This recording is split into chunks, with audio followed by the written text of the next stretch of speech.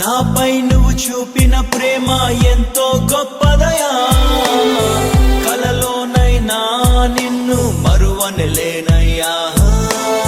రుచి చూచి ఎరిగా నిన్ను నా యేసయ్యా, నీ కృప నా జీవము కంటే ఉత్తమమైనదయా. నేనేమయ్యుంటినో అందుకు కాదయ్యా,